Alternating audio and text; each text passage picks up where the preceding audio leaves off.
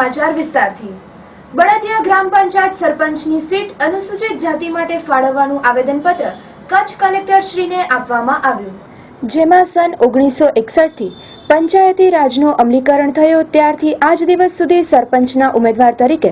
અનુસૂચિત જાતિના ઉમેદવારને સીટ ફાળવવામાં આવેલ નથી, જેમાં સરકારશ્રીના નિયમ અનુસાર બધી જાતિઓને આ પદ માટે સ્થાન મળવું જોઈએ, જેમ અન્ય ગામોમાં મળેલ છે, પરંતુ બળદિયામાં ગામમાં અનુસૂચિત જાતિને સ્થાન આપવામાં નથી આવ્યું। આ બાબતે જો કોઈ સંતોષકારક પગલાં નહીં લેવાય તો ડોક્ટર બાબા સાહેબ આંબેડકરને અનુસરીને ના છૂટકે નામદાર કોર્ટમાં કાયદેસરની કાર્યવાહી કરાશે તેવું આવેદનપત્ર કચ્છ કલેક્ટર શ્રીને આપવામાં આવ્યું, જેમાં મંજી મંગા મહેશ્વરી, બુદ્ધુભાઈ ગરવા, ખેંગાર ગરવા તેમજ અન્ય સમાજના આગેવાનો જોડાયા હતા।